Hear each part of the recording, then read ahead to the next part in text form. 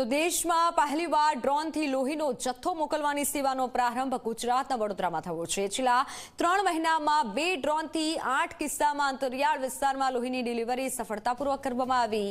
આ ડ્રોન વડોદરાની battle lab India કંપનીએ પૂરા પાડ્યા છે અને આ ડ્રોન રૂપિયા 32 લાખના છે અને આ જ કંપનીએ ડ્રોન પાયલટ પણ આપ્યા છે। ડ્રોન મારફતે લોહીને એક બ્લડ બેંકથી બીજી બ્લડ બેંકમાં મોકલવામાં આવે છે, જ્યાં દર્દીના લોહીથી જે લોહી મોકલ્યું છે તેને મેચ કરવામાં આવે છે અને બાદમાં દર્દીને લોહી આપવામાં આવે છે। આગામી સમયમાં રાજપીપળા, અલીરાજપુર સહિત અનેક વિસ્તારોમાં ડ્રોનથી મફતમાં લોહી પહોંચાડવાની સેવા શરૂ કરવામાં આવશે અને ત્યારે ડ્રોનથી લોહી મોકલવાની ક્રાંતિ એક નવો ટેકનોલોજીનો યુગ મેડિકલ ક્ષેત્રે લાવશે તે નક્કી છે। આદિવાસી લોકોમાં સિકલ સેલ એનિમિયા એ બહુ જ પ્રચલિત રોગ છે। થેલાસેમિયા પણ ઘણા બધા કેસોમાં જોવા મળે છે। જ્યારે સગર્ભા માતાઓને જરૂર પડે, જ્યારે એક્સિડન્ટમાં જરૂરિયાત પડે, દિવસે જરૂર પડે કે રાત્રે જરૂર પડે ત્યારે એમને લોહી મળી રહે તે પ્રકારનો પ્રયત્ન અને એનો પાયલોટ પ્રોજેક્ટ જાન્યુઆરી 2025થી શરૂ કરવામાં આવ્યો।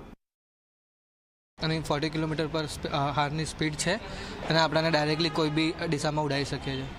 હા, એટલે અમુક ક્રાઇટેરિયા છે અને એમાં આપણે ના ફ્લાય કરી શકીએ છીએ, બિકોઝ હાઈ ટેમ્પરેચર હોય કાં તો વિન્ડ હોય પ્લસ રેની સિઝન હોય તો એમાં આપણે એને ફ્લાય ના કરી શકીએ।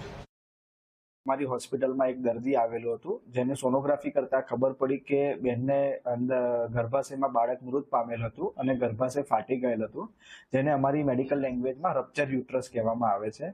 અને રિપોર્ટ કરતા ખબર પડી કે બહેનનું લોહી માત્ર 4% છે, પણ આવા કેસમાં મારે તાત્કાલિક ઓપરેશન કરવું પડે એમ હતું, પરંતુ લોહીની સુવિધા ન હોવાના કારણે અમને થોડીક તકલીફ પડતી હતી। પછી અમે હાલોલ ખાતે આવેલ ઇન્દુ બ્લડ સેન્ટરમાં કોન્ટેક્ટ કર્યો અને ત્યાંથી અમને તાત્કાલિક 4 બોટલ ઇમરજન્સીમાં ડ્રોન મારફતે માત્ર 25 જ મિનિટમાં હાલોલથી ઘોઘંબા અમારી હોસ્પિટલમાં મોકલી આપવામાં આવેલ હતા, જેથી અમે દર્દીનું સફળતાપૂર્વક ઓપરેશન કર્યું અને દર્દીનો જીવ બચી ગયો।